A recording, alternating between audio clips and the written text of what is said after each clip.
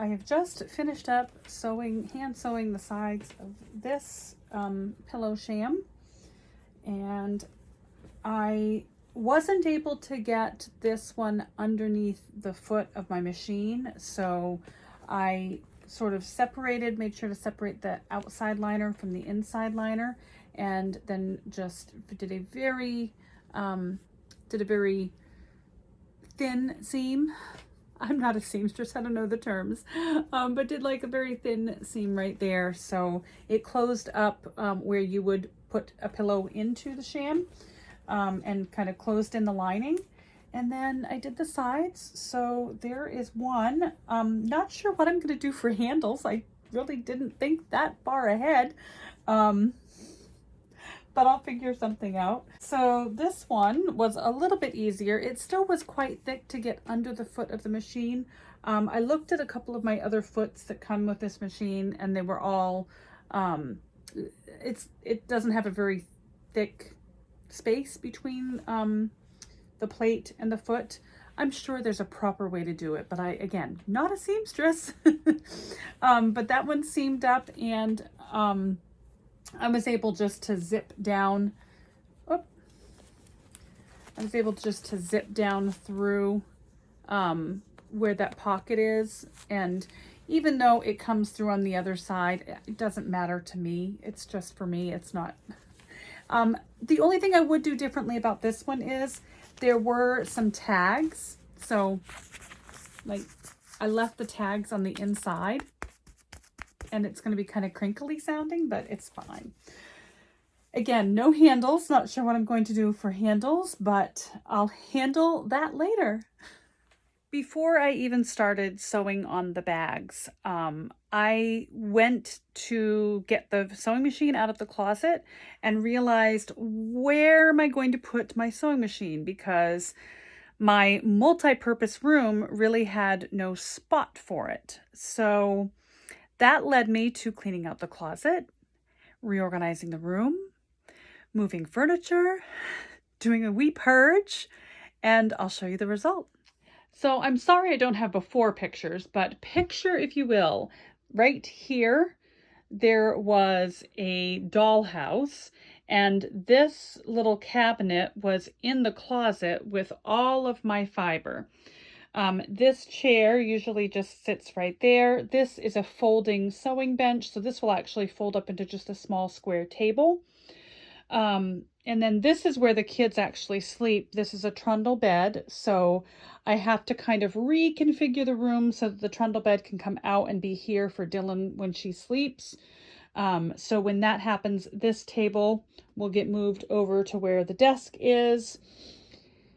And yeah, we have to do a little origami with the room. But the closet is where I put the dollhouse. So it is now in here. This closet needs a lot of work. I put all of my fiber up there and some extra yarn and all the things. So this closet needs some extra work. But for now, there's enough room in here that the kids can come in. They can play with the dollhouse. It has fairy lights all along it. They kind of go across each room. They're not plugged in at the moment because my sewing machine is plugged in, but they are remote controlled. So the kids are always asking me to shut the blinds in the big room for them to be able to play with the dollhouse. So this will give them a place where they can play, and it'll be dark and it'll be fun.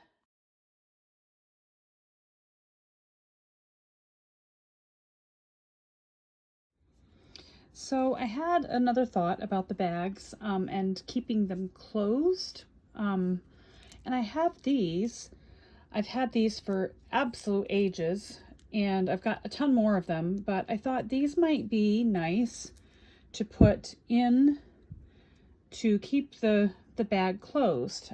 So what these are snaps. And put one on one side and one on the other, and then I would just be able to snap the bag together to keep it closed, And so I'm going to put the white ones on this one and the black ones on this one. And at least that way they'll stay closed until I can find handles for them. Well, I think that even with the handles on them, they'll be nice to keep the bags closed. So I'm going to put one kind of over here and one over here. I was going to put just one, but it is a very long opening. So I think two will be nice. One there and one there. And then we'll work out the handles later. Well, there we go. We now have snaps on the bags. And that will keep them shut quite nicely on that one and on this one. Still a little space that you could get in there too. So I just don't know what to do about handles. So if you have any suggestions on handles, let me know in the comments.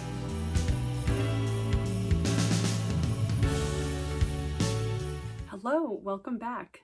My name is Judith. I am one half of the Nutty Nitty Sisters. Together with my sister Julie, we create videos that showcase our love of all things fibery and occasionally get into some mischief with yarny adventures.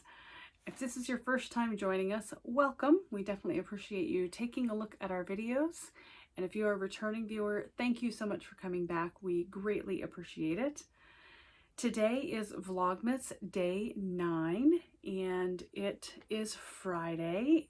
Thank God it's Friday. It's nice to put away the laptop and get on to some creative fibery things today. So first, let's talk about the mug in the intro. If you joined us last year, you've probably seen this mug before. This is the Stairway Cafe mug. My husband and I took a vacation to the White Mountains in New Hampshire. I think it was our 20th wedding anniversary. We went and just rented a house in the mountains. And there was a lovely little cafe, Stairway Cafe in North Conway that was just a little tiny cafe, but it was so cozy and lovely. And we had the most beautiful, friendly waitress. We went there for breakfast like every day that we were there, and it was so much fun. And so I couldn't go away without getting a mug to commemorate the occasion. Tonight I am drinking I think it's pink apple and lemon seltzer water because I am parched. So that is our mug. Hugs go out to everyone. No new subscribers today, but I am feeling lots of loves and hugs for the 469 of you who are currently subscribed. So thank you very much. We appreciate it. Advents. So today I opened day 9 of the Yarn to Die For Designs Advent, and the colorway was, I gotta put my glasses on, Ghost of Hobo. And what a beautiful neutral white and black, speckled black with little hints of gray. And yeah, I can definitely see like the disappearing in the snow image of the ghost from the Polar Express. As you can see, it is still in the hank because I did not get my Advent knitting done. I did manage to finish day 7, and I am working on day 8. I am knitting The Quest by rhyFlower Knits, and it is sort of a Dungeons and Dragons adventure knit, and I have really gotten slowed down by the brioche sections, but I'm starting to get it. I'm getting better. My stitch count was off at one point. I don't know what happened. I didn't want to tear back and fix it. So when your stitch count is off, you add a stitch here, deduct a stitch there, and you get it right? So that's what I did, and I'm back on track. I'm about halfway through the patterned section of day 8. Then I'll need to do the brioche that transitions from 8 to 9, the pattern for 9, and I'll be caught up. That's not happening tonight. It is currently almost 11:30, and it's not going to happen tonight. But weekend is coming up, and I'll have lots of time to knit. So yeah, I'll get caught up very quickly. So that was Advent knitting. Julie's Advent continues to be amazing. So the other Advent that I'm unwrapping or unboxing is an Advent that my sister Julie curated for me. We swapped Advents this year. I curated a DK weight Advent for her out of my DK weight scraps and stash, and she did the same for me. And she did so much more. I'm like blown away by the loveliness of her Advent. So yeah, it's the colors are beautiful. The little extras are great. I went back into her Advent later on this afternoon because I was feeling like I needed some self-care. And so I took a chocolate and I sat on the daybed here and just knit for a bit on my lunch break, and it was lovely. So other than that, the day was spent making some project bag sort of things. If you joined me for my first Vlogmas, I went to the thrift store and I purchased a couple of pillow shams that I wanted to convert into project bags. So this was one sham. And then this one was the other. It's kind of a tapestry bag. So let me know what you think I should do. I do have some gray webbing, like you'd see on a backpack, like the straps you'd see on a backpack that you cinch up. It's a very silvery gray. So I think it would look all right on this one. But I think I'd have to take the buttons off and put the webbing on the inside for it to look good on this one. I'm not sure. Let me know what you think. I'm stuck where the handles are concerned. So that was my day. But before I got to go into my sewing, I had a whole other situation that happened. And this happens a lot to me. I don't know why my brain does this to me, but I went into the closet to retrieve my sewing machine.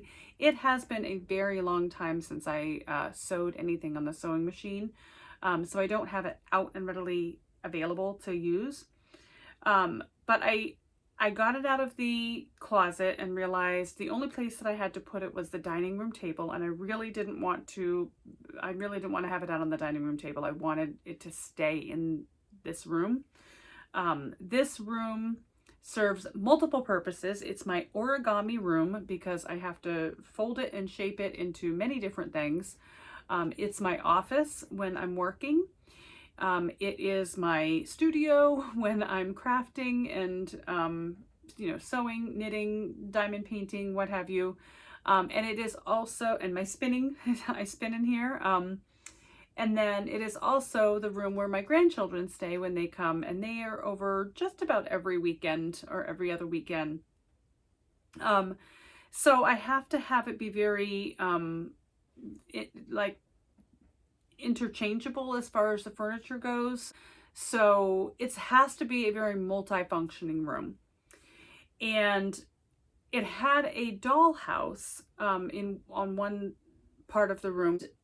I just felt like I needed to have something different in this room. I needed to be able to put the children's toys away when they're not here. They're only here one day a week. And then I need the space to be my space when they're not here. So I decided I measured the dollhouse and I measured the closet, and the dollhouse would fit.